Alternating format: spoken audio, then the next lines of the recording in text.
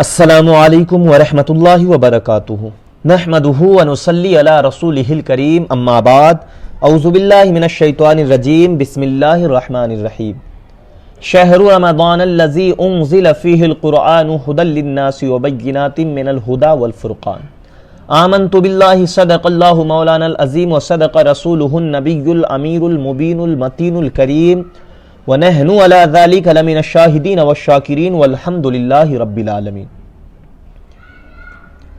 ناظرین، میں خطبہ مسنونہ کے بعد جس آیت کریمہ کا تلاوت کرنے کا شرف حاصل کیا، اللہ تبارک و تعالیٰ قرآن مقدس دوسرے پارے میں ارشاد فرماتا ہے، رمضان کا مہینہ جس میں قرآن اترا، لوگوں کے لیے ہدایت اور رہنمائی اور فیصلہ کی روشن باتیں، تو تم میں سے جو کوئی یہ مہینہ پائے ضرور اس کے روزے رکھے، اور جو بیمار یا سفر میں ہو تو اتنے روزے اور دنوں میں، اللہ تم پر آسانی چاہتا ہے اور تم پر دشواری نہیں چاہتا۔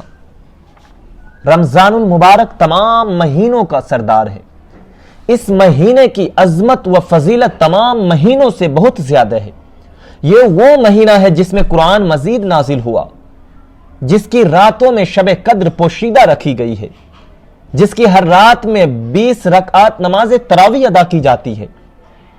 اس ماہ میں نفل عبادت کا ثواب فرض کے برابر اور ایک فرض کا ثواب 70 فرائض کے برابر کر دیا جاتا ہے۔ جنت کے دروازے کھول دیے جاتے ہیں، جہنم کے دروازے بند کر دیے جاتے ہیں، اور سرکش شیاطین قید کر دیے جاتے ہیں۔ اس ماہ مبارک کے آخری عشرے میں اعتکاف کیا جاتا ہے۔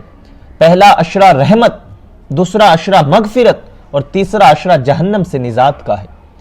اس میں مومن کا رزق بڑھا دیا جاتا ہے، عمرہ کرنے سے حج کے برابر ثواب ملتا ہے۔ حق تبارک و تعالیٰ اپنے بندوں کی مغفرت فرما دیتا ہے، اس لیے اس ماہ کی زیادہ سے زیادہ قدر کرنے کی ضرورت ہے۔ یہ مہینہ سال میں ایک بار نصیب ہوتا ہے۔ ہمارے اسلاف چاند رات سے عید کی رات تک تمام مشاغل چھوڑ کر صرف اور صرف رمضان کے ہی اعمال، اذکار اور اوراد میں مشغول رہتے تھے۔ اس ماہ مبارک کا سب سے زیادہ اہم اور ضروری عمل اور سب سے زیادہ محبوب و پسندیدہ عبادت روزہ ہے۔ اللہ تبارک و تعالیٰ نے فرمایا ہے، جس کسی کو رمضان کا مہینہ نصیب ہو اس کو چاہیے کہ روزہ رکھے۔ حضور صلی اللہ تعالیٰ علیہ وآلہ وسلم نے فرمایا، اللہ تبارک و تعالیٰ نے رمضان کے روزوں کو فرض فرمایا ہے۔ آپ صلی اللہ تعالیٰ علیہ وآلہ وسلم نے اس ماہ کے روزوں کا اسلام کی بنیادی اعمال میں سے ایک عمل قرار دیا ہے، اور فرمایا کہ جس کسی نے ایمان و اخلاص کے ساتھ رمضان شریف کے روزے رکھ لیے تو اللہ تبارک و تعالیٰ اس کے پچھلے تمام گناہ کو بخش دیتا ہے۔ تمام عبادتوں میں سے زیادہ اخلاص و للہیت روزے میں پائی جاتی ہے۔ روزہ ایک ایسی عبادت ہے جو ریاکاری اور دکھلاوے سے محفوظ ہے، اسی لیے اللہ تبارک و تعالیٰ نے بطور خاص اس کی نسبت اپنی طرف کرتے ہوئے فرمایا، روزہ میرے لیے ہے۔ حضرات محترم، روزہ ہمارے لیے گناہوں سے بچنے کا، جہنم سے محفوظ رہنے کا، بیماریوں سے نجات کا ذریعہ ہے۔ لہٰذا اس ماہ مبارک کے روزوں کا خوب اہتمام کرنا چاہیے۔ ہر بالغ مرد و عورت پر یہ روزے فرض ہیں۔ بلا عذر شرعی روزہ چھوڑنا گناہ کبیرہ ہے اور بہت بڑی محرومی ہے، کیونکہ زندگی بھر کے روزے رمضان کے ایک روزے کا بدل نہیں ہو سکتا۔ اس ماہ مبارک کی دوسری اہم عبادت نماز تراویح ہے۔ حضور صلی اللہ تعالیٰ علیہ وآلہ وسلم نے فرمایا کہ رمضان کی راتوں میں قیام یعنی نماز کو میں نے مقرر کیا ہے۔ مسند احمد میں حضرت ابو ہریرہ رضی اللہ عنہ سے روایت ہے کہ رسول صلی اللہ تعالیٰ علیہ وآلہ وسلم رمضان کی راتوں میں نماز اور عبادت کی خوب ترغیب دیا کرتے تھے۔ بخاری و مسلم میں ہے کہ آپ صلی اللہ علیہ وسلم نے فرمایا کہ جو شخص اخلاص و ایمان کے ساتھ رمضان کی راتوں میں قیام یعنی تراویح کی نماز پڑھے تو اللہ تبارک و تعالیٰ اس کے پچھلے سارے گناہ معاف فرما دیتا ہے۔ حضور اکرم صلی اللہ علیہ وآلہ وسلم کے بعد خلفائے راشدین اور تمام صحابہ اکرام اور صحابیات رمضان کی راتوں میں 20 رکعت تراویح کا اہتمام کرتے، اور یہ عمل تواتر و تسلسل کے ساتھ آج تک جاری و ساری ہے۔ اس کے بڑے فضائل و برکات ہیں۔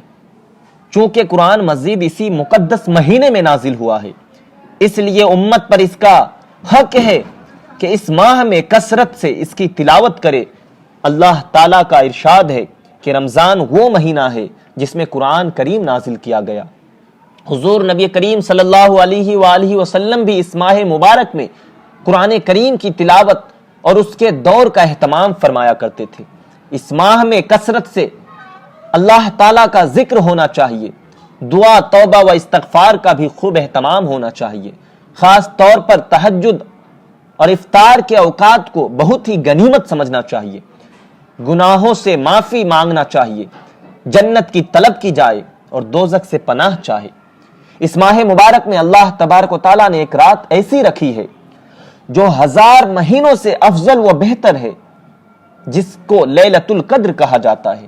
حضور صلی اللہ تعالیٰ علیہ وآلہ وسلم نے فرمایا کہ شب قدر رمضان کے آخری عشرے میں تلاش کرو، اور اس میں بھی تاک راتوں میں تلاش کرو، اور خود آپ صلی اللہ علیہ وسلم بھی رمضان کے آخری عشرے میں خوب مضبوط اور مستعد ہو جایا کرتے تھے، اور ساتھ ہی اپنے گھر والوں کو بھی متوجہ فرمایا کرتے تھے۔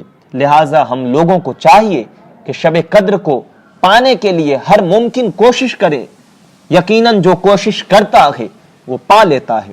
اس رات کا خاص وظیفہ یہ دعا ہے، اللہم انک عفو تحب العفو فاعف عنی۔ اس ماہ مبارک کا ایک عمل اس کے آخری عشرے کا اعتکاف بھی ہے۔ حضرت انس رضی اللہ تعالی عنہ فرماتے ہیں کہ حضور صلی اللہ تعالی علیہ وآلہ وسلم رمضان کے آخری عشرے کا اعتکاف فرماتے تھے، اور دوسروں کو بھی اس کی ترغیب و تاکید فرماتے تھے، حتیٰ کہ ایک سال کسی وجہ سے اعتکاف نہیں فرما سکے تو اگلے سال آپ نے 2 عشرے یعنی 20 دن کا اعتکاف فرمایا۔